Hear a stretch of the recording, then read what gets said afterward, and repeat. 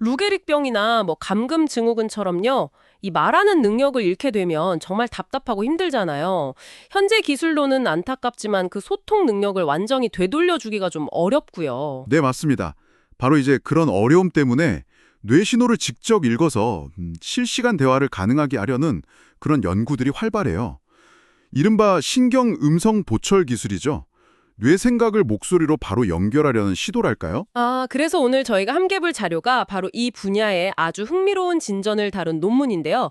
네이처 커뮤니케이션스에 실린 논문입니다. 고해상도 신경 기록을 통한 음성 해독 정확성 향상. 이게 제목인데 마이크로 뇌 피질 전도, 이거 UEC-OG라는 아주 정밀한 기술이 어떻게 음성 해독 수준을 확 끌어올렸는지 그 부분을 한번 파헤쳐보려고 합니다. 궁금하시죠? 자, 그럼 한번 들여다볼까요?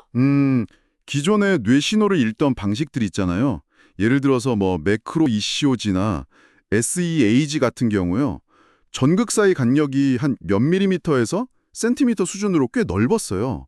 그러다 보니까 이 말소리를 만들어내는 아주 미세하고 복잡한 뇌 활동 패턴들, 이걸 선명하게 잡아내기가 좀 어려웠죠. 아, 그렇죠. 약간 해상도 나정 카메라로 좀 칼릿하게 뇌를 찍는 것과 비슷하다 이렇게 볼 수 있겠네요.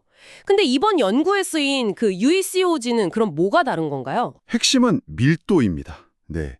액정 폴리머라는 아주 얇은 필름 위에다가 전극을 엄청 촘촘하게 배열하는 건데요. 기존 방식보다 전극수가 뭐 최대 57배, 훨씬 많고 간격도 1mm로 매우 좁아요.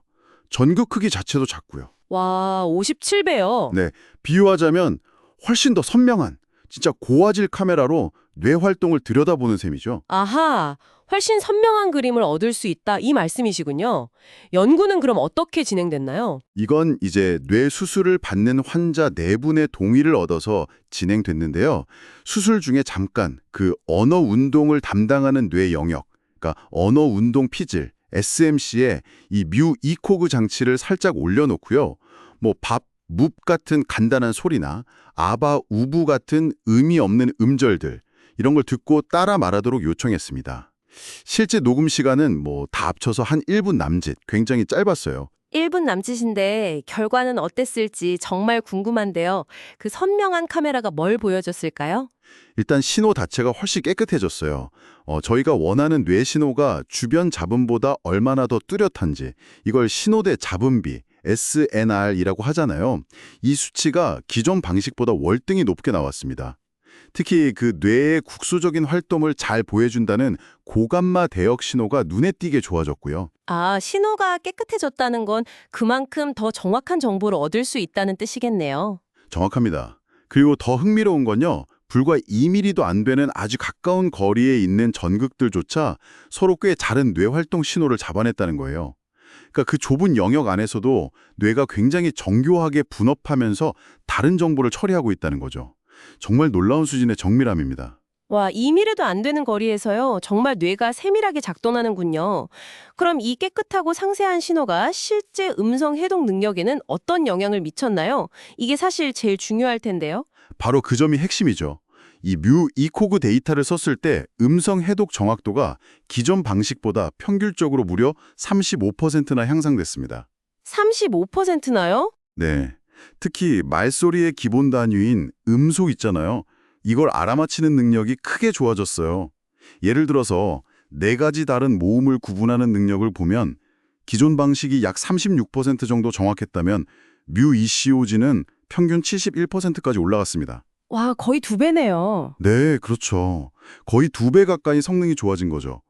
단어의 첫 자음을 맞추는 정확도 같은 것도 그냥 우연히 찍는 수준보다 훨씬 높게 나왔고요. 성능이 이렇게까지 차이가 나는군요. 역시 그 해상도 덕분일까요? 맞습니다. 그 높은 공간 해상도 덕분에 우리가 말할 때 입술, 혀, 성대 같은 각기 다른 좋은 기관을 움직이잖아요. 이것과 관련된 아주 미세한 신경활동 패턴들을 훨씬 더 명확하게 구분해낼 수 있게 된 거예요. 예전에는 약간 뭉뚱그려서 보이던 활동들이 이제는 세세하게 구별되는 거죠. 연구진이 실제로 이 복잡한 뇌신호 데이터를 시각화, 그러니까 TSN이라는 기법으로 일종의 지도를 그려봤더니요.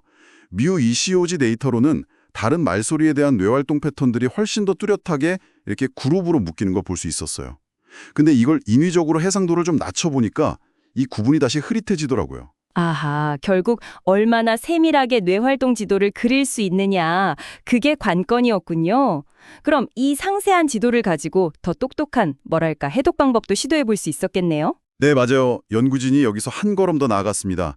뮤이콕으로 얻은 이 풍부한 시공간 정보를 활용해서요. 좀 더 발전된 인공지능 모델, 그러니까 순차적인 정보를 잘 처리하는 비선형 순차 모델 CQ2-Seq RNN을 적용해 봤어요. 그 결과 각 소리가 정확히 언제 시작되는지 알려주지 않아도 전체 소리 순서, 즉 음소 시퀀스를 꽤 성공적으로 해독해냈습니다. 이것도 그냥 단순한 선형 모델보다 훨씬 좋은 성능을 보였고요. 역시 뮤이코그의 높은 공간 해상도 덕분이라고 할 수 있겠죠. 그렇군요. 들어보니 이 고해상도 뮤이코그 기술이라는 게 단순히 신호를 더 잘 잡는 걸 넘어서서요. 뇌에서 말이 어떻게 만들어지는지에 대한 훨씬 깊은 이해를 가능하게 하고 또 그걸 해독하는 능력 자체를 크게 끌어올렸다 이런 얘기네요. 이게 그럼 우리에게 또 듣고 계신 분들께는 어떤 의미가 있을까요?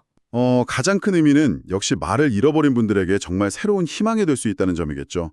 이 기술은 훨씬 더 정확하고 자연스러운 의사소통을 가능하게 할 그런 차세대 신경 음성 보철 장치를 만드는데 아주 중요한 발판이 될 겁니다. 그러니까 뇌의 의도를 직접 읽어서 목소리로 바로 구현하는 일이 뭐랄까 더 이상 그냥 공상과학 속 이야기만은 아닐 수도 있다는 거죠. 정말 의미 있는 발전이네요. 마지막으로 이런 생각을 좀 해보게 됩니다. 이렇게 언어를 만들어내는 뇌 영역을 마이크로 수준에서 정말 정밀하게 들여다볼 수 있게 된다면요. 단순히 발음을 해독하는 걸 넘어서서 우리가 머릿속으로 생각하거나 느끼는 그런 감정 같은 더 복잡한 정신활동 있잖아요. 이런 것들의 신경 코드를 해독하는데 우리는 과연 얼마나 더 가까워질 수 있을까요?